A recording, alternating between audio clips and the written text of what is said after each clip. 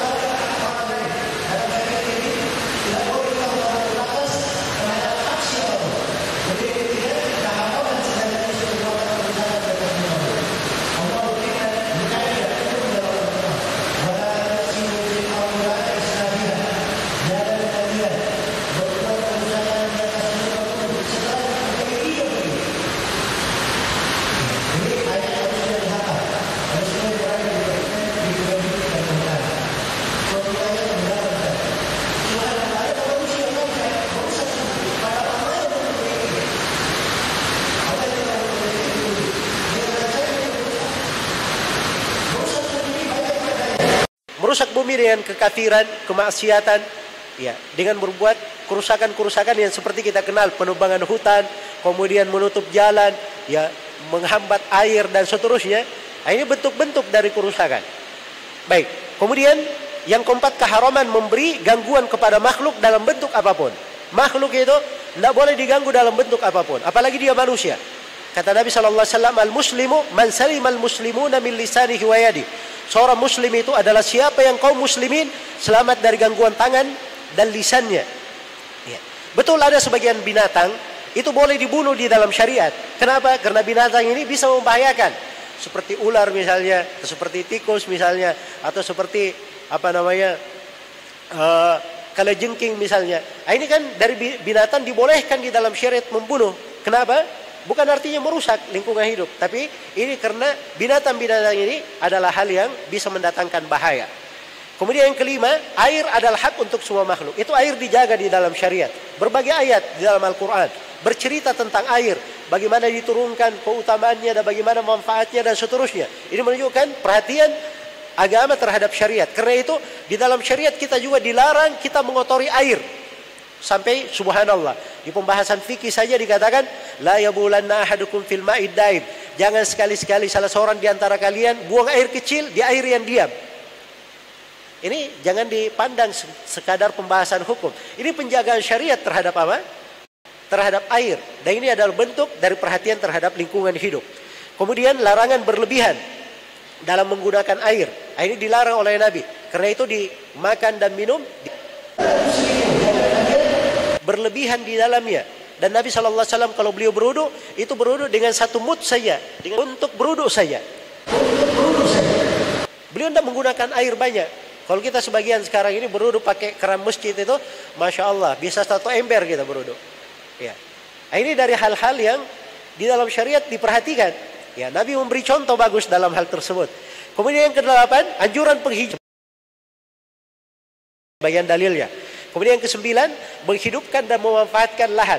Sampai kalau dia punya lahan, diperintah hidupkan. Kalau dia tidak hidupkan lahannya, kasih ke saudaranya. Supaya saudaranya yang apa? Menghidupkan. Demikian syariat mengatur ini, agar supaya dari bumi ini dimanfaatkan. Orang-orang bisa berbuat hal yang baik, diberi dari manfaat. Dia berbuat dari kebaikan. Kemudian yang ke-10, perintah menyingkirkan gangguan dari jalan. Nah, ini bagian dari keimanan. Rasulullah SAW ketika menyebutkan salah satu dari cabang keimanan dalam hadis riwayat Bukhari Muslim, beliau katakan imatatul adza anit thariq, menyingkirkan gangguan dari jalan. Jadi luar biasa ya, dari kebaikan yang dilakukan kalau seorang mengetahui dia di lingkungan hidup dan kehutanan, dia menjadi sebab manusia terhindar dari berbagai bahaya, ya, dari berbagai gangguan. Maka ini dari pahala yang besar. Dan ini yang paling uniknya, ini bagian dari keimanan. Perhatikan, dianggap oleh syariat bagian dari apa? Bagian dari keimanan. Jadi jangan dianggap ini perkara biasa, kebiasaan misalnya, hanya sebatas tata hidup dan lingkungan saja. Tidak, ini terkait dengan ibadah, terkait dengan ketaatan, terkait dengan akidah, dan terkait juga dengan keimanan. Baik, kemudian yang ke-11, keutamaan menyuburkan tanah dan lahan. Ya, itu ada dari Nabi SAW di dalam hal tersebut. Yang ke-12, rahmat Islam terhadap hewan. Nah, ini pembahasan panjang lagi. Kalau saya mau uraikan rahmat Islam terhadap hewan, kita perlu ceramah khusus dalam hal ini. Kemudian yang ke-13, larangan mengurung hewan tanpa memberi makan dan minum. Ada perempuan yang masuk neraka gara-gara kucing. Kenapa? Kucingnya dia kurung. Tidak diberi makan, tidak diberi minum. Iya. Perhatikan. Kucing dia kurung, tidak diberi makan, tidak diberi minum. Bagaimana pula kalau manusia ini, dia berbuat kerusakan di hutan yang mengakibatkan seluruh penghuni hutan dari hewan-hewan itu jadi kehilangan makanan. Iya. Maka ini luar biasa ya dari bahaya. Kemudian yang ke-14, menjaga hewan dari kematian dan kepunahan. Nah, itu perhatikan. Seorang perempuan masuk surga gara-gara memberi minum kepada anjing. Ada anjing yang sangat kehausan, dia turun lagi, dia beri minum. Perempuan ini disebut pezina. Ya, bersama dengan itu diampuni dosanya gara-gara dia berbuat baik kepada hewan.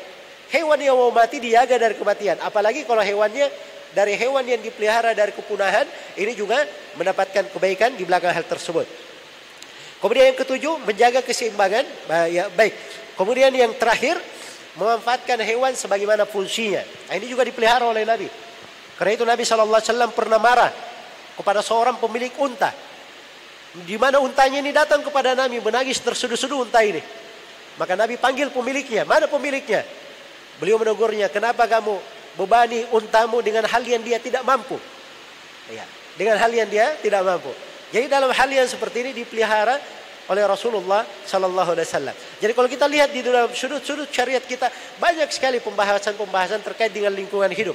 Ya, di sesuatu yang paling ekstrim sekali bos, dalam jihad fisabilillah, dalam perang dengan orang kafir, itu diterangkan dalam fikih jihad.